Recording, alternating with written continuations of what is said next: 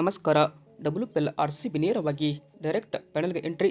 ಈ ಮೂಲಕ ಸ್ಮೃತಿ ಹ್ಯಾರಿಸ್ ಅವರ ಅಬ್ಬರಕ್ಕೆ ತತ್ತರಿಸುವಾಯಿತು UP ಪಡೆ. ಇನ್ನು ಸ್ಮೃತಿ ಮತ್ತು ಹ್ಯಾರಿಸ್ ಅವರ ಆರ್ಭಟ ಹೇಗಿತ್ತು, ನೇರವಾಗಿ WPL ಅಲ್ಲಿ RCB ಪ್ಯಾನೆಲ್ ತಲುಪಿದೆ ಹೇಗೆ ಅಂತ ಈ ಒಂದು ವಿಡಿಯೋದಲ್ಲಿ ಪ್ರತಿಯೊಂದನ್ನು ಕೂಡ ತಿಳಿಸ್ಕೊಡ್ತಾ ಹೋಗ್ತೀನಿ.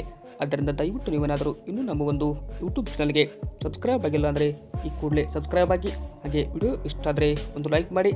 ಇನ್ನು ನಿನ್ನೆ ವಡೋದರದಲ್ಲಿ ನಡೆದ RCB ಮತ್ತು UP ವಾರಿಯರ್ಸ್ ನಡುವಿನ ಪಂದ್ಯದಲ್ಲಿ RCB ಟಾಸ್ ಗೆದ್ದು ಫೀಲ್ಡಿಂಗ್ ತೆಗೆದುಕೊಂಡಿತ್ತು. ಈ ಮೂಲಕ ಬ್ಯಾಟಿಂಗ್ ಬಂದ UP ವಾರಿಯರ್ಸ್ ತಂಡದ ಪರ ಆರಂಭಿಕರಾಗಿ ಕಣಕ್ಕೆ ಇಳಿದಿದ್ದು ದೀಪ್ತಿ ಶರ್ಮಾ ಮತ್ತು ಮೇಕ್ ಲ್ಯಾನಿಂಗ್ ಮತ್ತು ದೀಪ್ತಿ ಶರ್ಮಾ ಅವರ ಜೋಡಿ 74 ರನ್ಗಳ ಒಂದು ಜೊತೆಯಾಟವಾಡಿತು.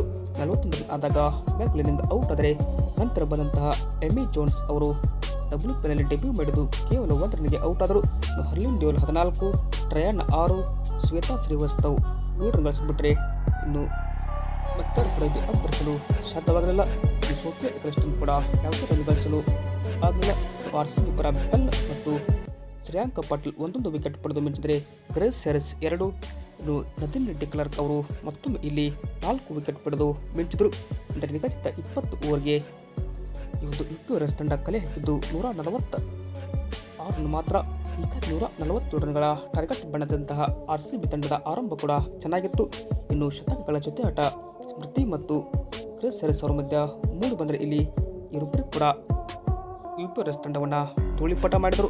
ಇನ್ನು ಗ್ರೇಸ್ ಹ್ಯಾರಿಸ್ ಅವರು ಕೇವಲ 37 ಬಾಲಿಗೆ 75 ರನ್ ಹೊಡೆದರೆ 13 ಫೋರ್ ಜೊತೆಗೆ 2 ಸಿಕ್ಸರ್ ಸಹಿತ 202 ಸ್ಟ್ರೈಕ್ ರೇಟ್ನಲ್ಲಿ ಬ್ಯಾಟ್ ಬೀಸಿದರೆ ಸ್ಮೃತಿ ಮಂದನ ಅಜಯ್ 54 ರನ್ ಕೇವಲ 27 ಬಾಲಿಗೆ ಹೊಡೆದರು. 8 ಫೋರ್ ಜೊತೆಗೆ 2 ಸಿಕ್ಸರ್ ಸಹಿತ ಇವರು ಕೂಡ 200 ಸ್ಟ್ರೈಕ್ ರೇಟ್ನಲ್ಲಿ ಬ್ಯಾಟ್ ಬೀಸಿದರು. ಅಂತಿಮವಾಗಿ ಜಾರ್ಜಿಯಾವಾಲ್ 16 ರನ್ ಹೊಡೆದರ ಮುಖಾಂತರ ಔಟ್ ಆದರೆ ಇಲ್ಲಿ ರಿಚಾ ಘೋಷ್ಗೆ ಯಾವುದೇ ಬಾಲ್ ಆಡಲು ಸಿಗಲಿಲ್ಲ. ಹೀಗಾಗಿ ಸ್ಮೃತಿ ಮಂದನ ಅವರು ಬೌಂಡ್ರಿ ಹೊಡೆದರ ಮುಖಾಂತರ ನಮ್ಮ RCB ತಂಡವನ್ನು ಗೆಲ್ಲಿಸಿದರು.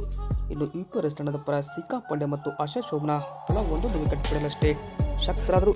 ಕೊನೆಯಲ್ಲಿ RCB ಈ ಒಂದು ಪಂದ್ಯವನ್ನು 8 ವಿಕೆಟ್ಗಳ ರೋಚಕ ಗೆಲುವು ಕಾಣುವ ಮುಖಾಂತರ ಅಂದರೆ 13.1 ಓವರ್ಗೆ ಇನ್ನೂ 41 ಬಾಲ್ ಬಾಕಿ ಇರುವಂತೆ ಗೆದ್ದು ದಾಖಲೆ ಬೆರೆತು ನೇರವಾಗಿ RCB ಈ ಒಂದು ಪಂದ್ಯ ಗೆಲ್ಲುತ್ತಿದ್ದಂತೆ ಅಂಕಪಟ್ಟಿಯಲ್ಲಿ ಟಾಪ್ ಆದರೆ ನಂಬರ್ 1 ಆಗಿ ಪ್ಯಾನೆಲ್ಗೆ ನೇರವಾಗಿ ಎಂಟ್ರಿ ಕೊಡಿತು. ಇದು ಏನಪ್ಪ ಅಂದರೆ RCB ಮತ್ತು UP ವಾರಿಯರ್ಸ್ ನಡುವಿನ ರಣರೋಚಕವಾದ ಹೈಲೈಟ್ಸ್ ಆಗಿದೆ. ವಿಡಿಯೋ ಇಷ್ಟ ಆಯ್ತು ಅಂದರೆ ಲೈಕ್ ಮಾಡಿ. Thank you.